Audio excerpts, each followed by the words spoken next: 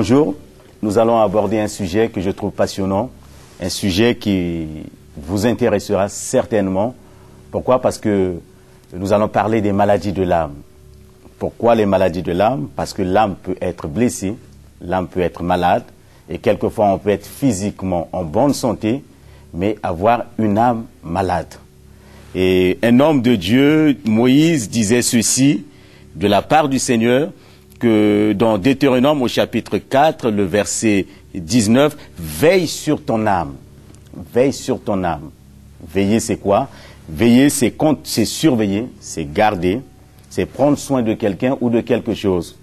C'est protéger quelqu'un en le surveillant, monter la garde. Pourquoi nous disons de veiller sur notre âme?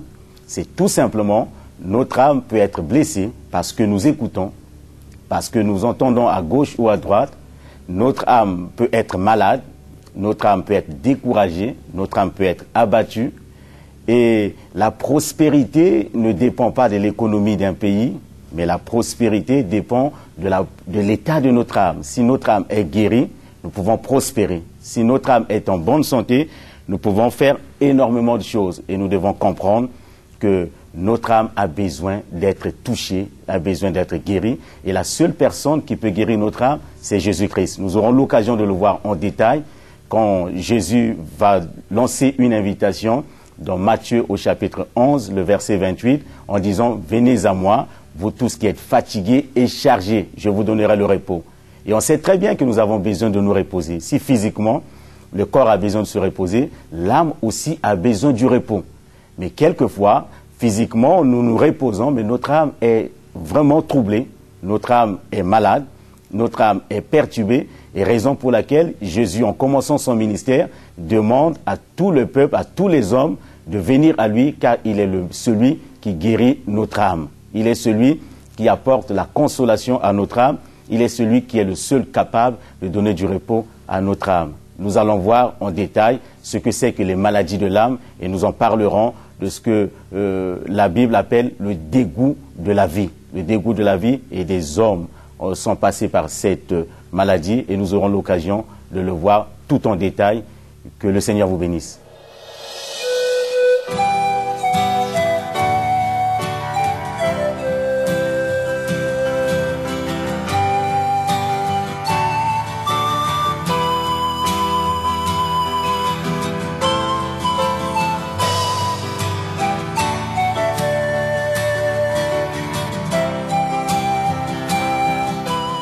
Nous vivons un siècle difficile, un siècle que nous appellerons le siècle de la dépression. Il y a beaucoup de bouleversements, il y a des changements qui amènent des bouleversements, les bouleversements pour lesquels nous ne sommes pas préparés. Et quelquefois, quand ces choses surviennent dans nos vies, nous sommes perturbés, nous sommes inquiets, nous sommes malades et nous ne savons vers qui nous tourner. Et tout à l'heure, je vous ai parlé de l'invitation de Jésus-Christ, que je ne dirais pas une invitation, mais une convocation de venir à lui. Et tous ceux qui sont fatigués et chargés, et il est le seul qui peut nous donner du repos. C'est le siècle difficile de la dépression. Tous les changements nous font peur.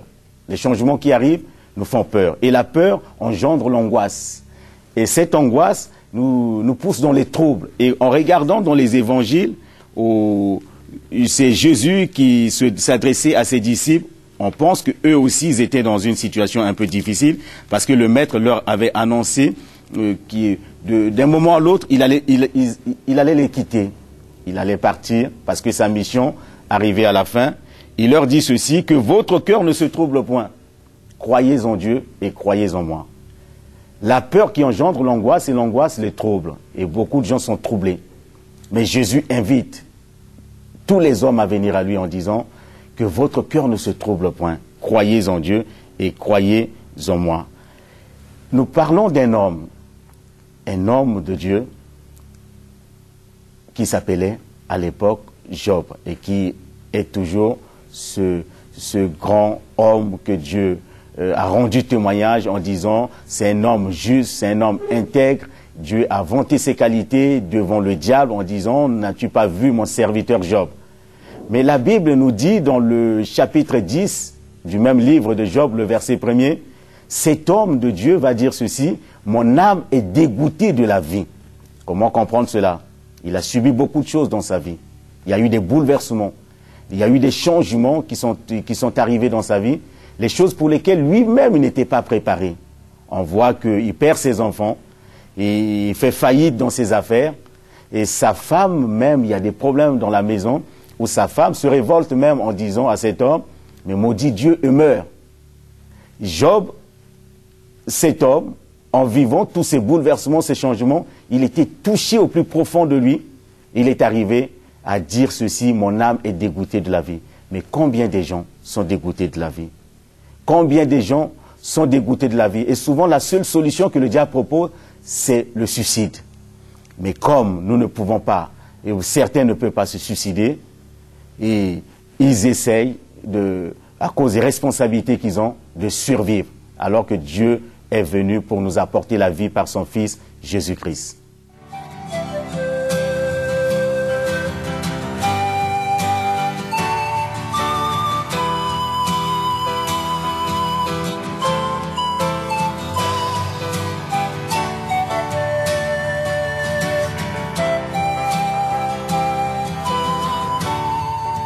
Or, les fils de Dieu vinrent un jour se présenter devant l'Éternel. Et Satan vint aussi au milieu d'eux. L'Éternel dit à Satan, « D'où viens-tu » Et Satan répondit à l'Éternel de parcourir la terre et de m'y promener. L'Éternel dit à Satan, « As-tu remarqué mon serviteur Job? Il n'y a personne comme lui sur la terre. C'est un homme intègre et droit, craignant Dieu et se détournant du mal. » Vous écoutez, vous voyez un peu comment Dieu vante les qualités de son serviteur. Dieu dit, « Il n'y a personne comme lui sur la terre. » Job était intègre parmi ses contemporains. Job était un homme juste, craignant Dieu, aimant Dieu. Et nous ne prions pas pour que demander à Dieu quelque chose, mais nous prions parce que nous aimons Dieu. Nous ne servons pas Dieu parce que nous nous attendons à quelque chose, mais nous servons Dieu parce que tout simplement nous l'aimons. Et la Bible déclare, c'est Dieu le premier à nous aimer. Dieu a tant aimé le monde qu'il a donné son Fils unique afin que quiconque croit en lui ne périsse point, mais qu'il ait la vie éternelle. C'est Dieu le premier à aimer l'homme. Et nous ne faisons pas des choses pour montrer à Dieu, pour chercher un intérêt quelconque auprès de Dieu, mais c'est tout simplement notre amour qui déborde. Et Job, il était dans cet état d'esprit. C'est un homme qui aimait Dieu. Il n'aimait pas Dieu parce que Dieu lui avait donné des choses. Il n'aimait pas Dieu parce qu'il avait des enfants, parce qu'il s'était marié, mais il aimait Dieu tout simplement parce que c'était son créateur. Et le diable ne l'entendait pas de cette oreille. Et voilà comment le diable, écoutez un peu la réponse que le diable a donnée à Dieu. Et Satan répondit à l'Éternel, c'est d'une manière désintéressée que Job craint Dieu. Ne l'as-tu pas protégé, lui, sa maison et tout ce qui est à lui? Tu as béni l'œuvre de ses mains et ses troupeaux couvrent le pays. Mais étends ta main et touche à tout ce qui lui appartient, je suis sûr qu'il te maudit en face. L'Éternel dit à Satan, voici tout ce qui lui appartient, je te le livre. Seulement, ne porte pas la main sur lui. Et Satan se retira devant la face de l'Éternel. Dieu interdit à Satan de le toucher. Mais parlons un peu de Satan. Satan est jaloux. Satan a toujours été jaloux de l'homme.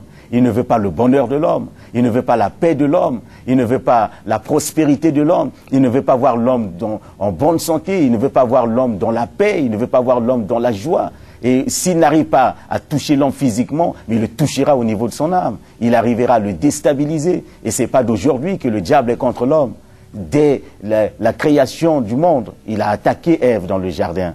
Il a attaqué cette pauvre femme en essayant de déstabiliser cette femme parce qu'il savait très bien, en déstabilisant Ève, quand la femme est déstabilisée, l'homme sera automatiquement déstabilisé. Et il a réussi à déstabiliser cet homme qui vivait en paix, qui vivait dans la joie, qui avait tout, qui était en bonne santé, son cœur était dans la tranquillité, son cœur était en paix. Et cet homme ne connaissait pas ce qu'on appelle aujourd'hui les maladies de l'âme. C'était un homme qui vivait en harmonie avec son Dieu. Et Satan vient prêcher un évangile, l'évangile que nous pouvons appeler l'évangile du mensonge, et qui est toujours l'évangile qui est véhiculé aujourd'hui dans le monde. Mais le Seigneur nous aime parce que la vérité seule nous affranchit et nous libère.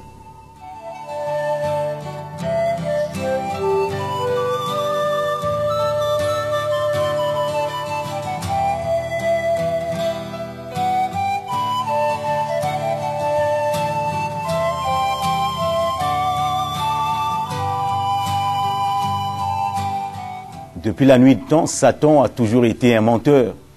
Satan a toujours été contre l'homme. Il est jaloux de l'homme. Nous avons vu l'exemple de Job. Mais retournons un peu dans le livre de la Genèse et voyons ce qui s'est passé avec la femme. Le serpent était le plus rusé de tous les animaux des champs que l'Éternel avait fait.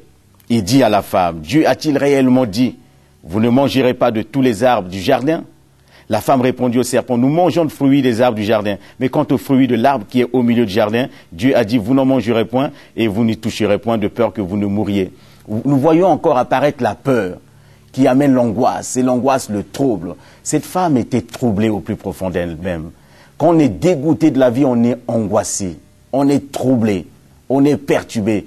Mais pourquoi dans cet état, cette femme n'a pas pu parler à son mari, n'a pas pu parler à son vis-à-vis, à son semblable, parce qu'ils étaient que deux certainement.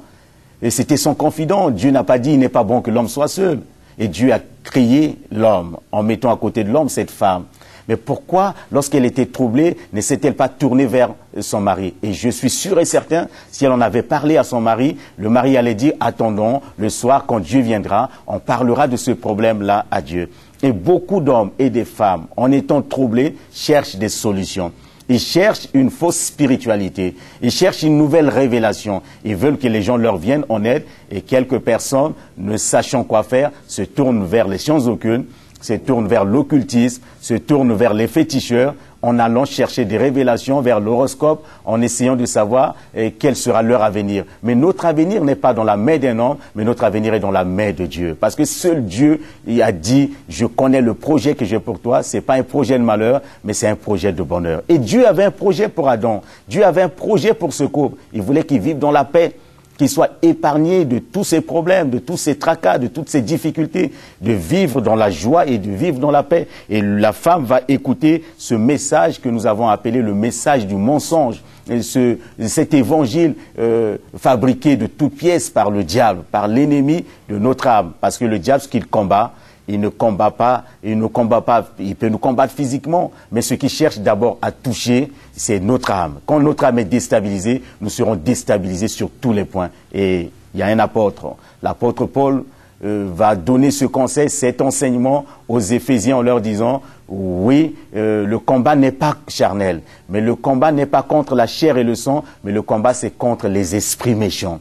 C'est contre les dominations, c'est contre les principautés. Mais tout cela est spirituel. C'est pas physique, mais c'est d'abord spirituel. Et nous pouvons saisir la portée du message de Jésus-Christ quand il disait, cherchez premièrement le royaume de Dieu et la justice et toutes choses vous seront données par-dessus.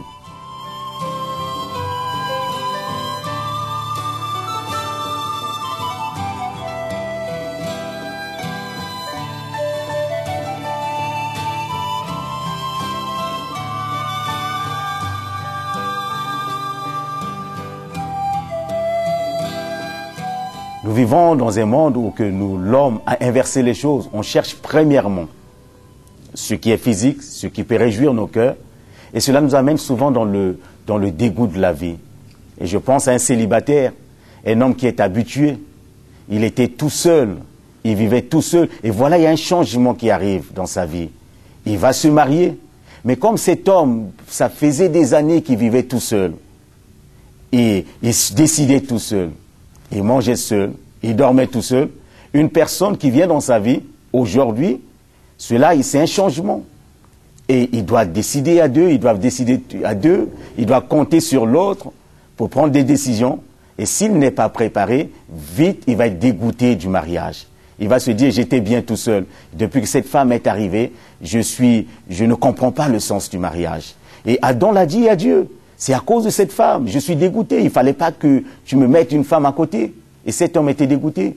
Et imaginez la scène. Le jour où Dieu leur a dit de partir de ce jardin. En partant, ils étaient dégoûtés de la vie. Ils savaient quoi faire.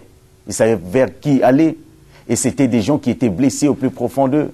C'était des gens qui étaient malades dans leur âme. Et c'est à ce moment-là que les maladies de l'âme ont vu le jour. Les maladies de l'âme ont commencé et l'homme a été complètement déconnecté du plan de Dieu, de la vision de Dieu, de la joie de Dieu, et il cherche désespérément la paix, il cherche désespérément la joie, il cherche désespérément une solution dans ce monde, parce que le diable a pris le dessus. Et le diable disait à Dieu au sujet de Job, oui, il t'aime, Il te sert, il te craint tout simplement parce que tu lui as donné du bien. Tu lui as donné quelque chose, tu lui as donné la femme. Et cet homme, à cause de cette blessure qui était au fond de son âme, va dire ceci: mon âme est dégoûtée de la vie. Peut-être toi qui me regardes, ton âme est dégoûtée de la vie. Tu es dégoûté, tu as compté sur les gens, ça n'a pas marché. Tu as espéré sur quelqu'un, les choses ne se sont pas passées comme tu le voulais. Tu es dégoûté de la vie, tu n'as plus envie de rien. Tu n'as plus envie de te lever le matin pour te battre. Tu n'as plus envie et tu es dégoûté même de la femme qui est dans ta maison. Tu es dégoûté de l'homme qui est là. Tu es dégoûté de tes propres enfants. Tu es dégoûté et tu as abandonné tes études parce que ça n'a pas marché. Tu as échoué. Un échec, sache qu'un échec, ce n'est pas une défaite. Un échec, c'est tout simplement une expérience. C'est une expérience. Et beaucoup d'hommes, beaucoup des grands hommes dans ce monde, ils sont passés par là. Beaucoup ont été déçus, mais ils se sont relevés. Parce que Dieu est celui qui nous relève. Dieu est celui qui vient à notre secours. Dieu est celui qui a dit: je ne t'abandonnerai jamais ton âme dans la corruption. Mais Dieu est là pour te guérir. Dieu est là pour te libérer. Si tu lui fais confiance, si tu réponds à l'invitation, à la convocation de Christ, tu auras la paix du cœur et le repos pour ton âme.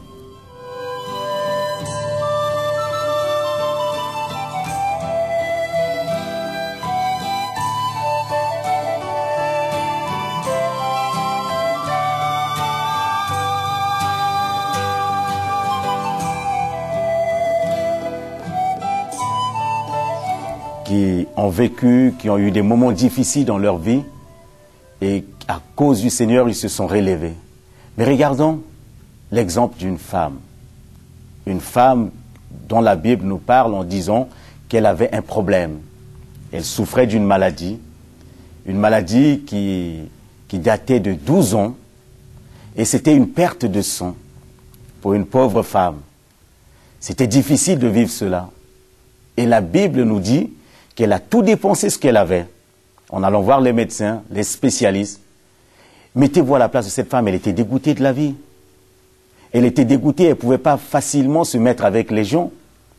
Et des conditions de femme, quand on regarde le contexte socio-culturel de l'époque, une femme dans cet état, et en plus elle était juive, elle ne pouvait plus, elle était ce que la Bible appelle l'impureté, elle était impure, elle ne pouvait pas venir au milieu des gens.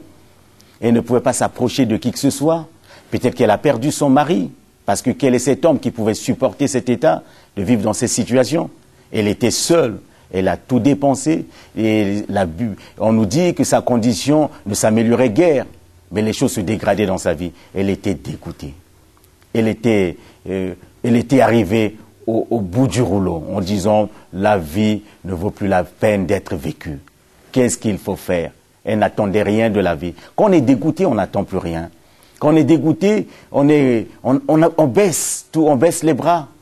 On arrête les efforts. On regarde, on observe, on attend. Si on ne peut pas se suicider, on attend le jour J. On se dit: bon, peut-être demain je mourrai. Et cette femme peut-être attendait la mort, mais elle a entendu parler de cet homme, de cette invitation où Jésus a dit: venez à moi, vous tous qui êtes fatigués et chargés, je vous donnerai du repos. Et cette femme s'est rendue dans la foule où il y avait Jésus-Christ. Elle s'est faufilée, elle se disait au plus profond d'elle-même: si j'arrive à toucher ne fût-ce que le bord de son vêtement, je serai guéri. C'était une détermination. Pour une fois, elle se disait: c'est la dernière fois. Et aujourd'hui ou plus jamais. Parce que si je n'arrive pas, de toutes les façons, je suis déjà dégoûté, ma vie n'a plus de sens. Et peut-être que toi qui me regardes, tu dis: ta vie n'a plus de sens. Tu es dégoûté, tu te dis: mais qui pourra t'aider? Mais il y a un sauveur, il y a quelqu'un, il y a un homme de Galilée qui s'appelle Jésus-Christ. Quelle que soit ta maladie et quel que soit le problème, il est toujours présent et présent à apporter la solution. Mais à une seule condition, que tu te décides, que tu sois déterminé toi-même. Parce que lorsqu'on est dégoûté, on n'a plus envie on n'a plus de volonté. On est malade dans notre volonté. On n'a plus envie de faire quoi que ce soit. Mais cette femme a réussi à toucher le bord du vêtement de Jésus-Christ. À l'instant même, elle a été guérie. Oh, quelle joie, quelle immense joie de vivre, quelle espérance, quel espoir. Et dans son cœur est né est née une expérience en disant maintenant je peux vivre comme tout le monde. Maintenant je peux aussi me marier, avoir des enfants, avoir un foyer. Elle était heureuse et j'imagine sa joie en rentrant à la maison parce que de ce dégoût de la vie, elle a été instantanément guérie. Et je crois qu'à l'instant même, toi qui m'écoutes, tu peux être guéri instantanément si tu as confiance en Jésus-Christ et si tu laisses Jésus te toucher.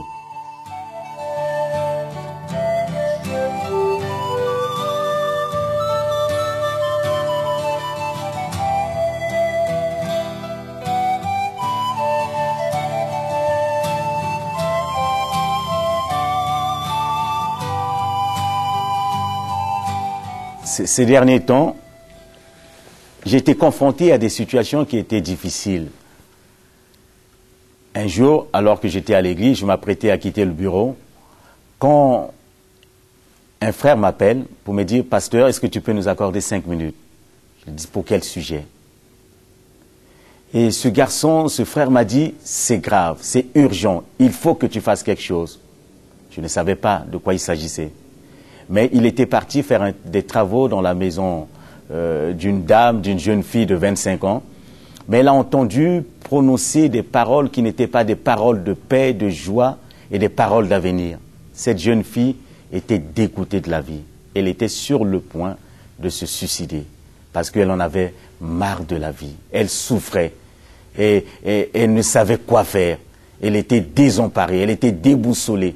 Elle vivait avec un homme de 40 ans, mais cet homme l'avait trompée en lui faisant croire qu'il était célibataire. Alors, entre-temps, cet homme était marié et avait des enfants. Mais quand elle a su ça, que faire? La seule solution, elle ne connaissait pas le Seigneur. La seule solution, c'est donner la mort. Et heureusement, Dieu n'est pas un Dieu du hasard. Dieu n'est pas un Dieu de chance. C'est un Dieu qui sait ce qu'il fait. Et Dieu a permis que ce jour-là, ce frère aille chez cette femme, cette jeune fille, pour faire des travaux, et il va apprendre cela, et en m'appelant, quand j'ai su cette affaire, mon cœur a été bouleversé, et je leur ai accordé ce temps. Quand elle est arrivée, oh, elle a parlé pendant des heures. Elle a parlé pendant des heures. Elle s'est éclatée en sanglots. Elle a parlé, et pour elle, la vie n'avait plus de sens. Il fallait quitter ce monde parce que Dieu ne l'aime pas, parce qu'elle ne peut pas compter sur ce Dieu. Dieu est lointain, Dieu est distant.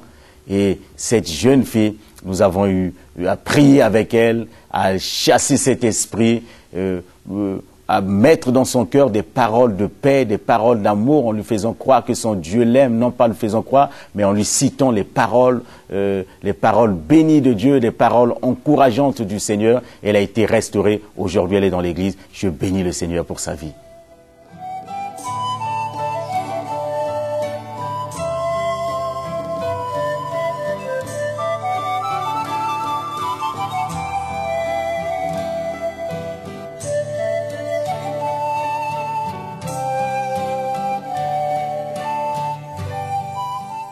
Comme cette jeune fille, comme Ève, comme Job,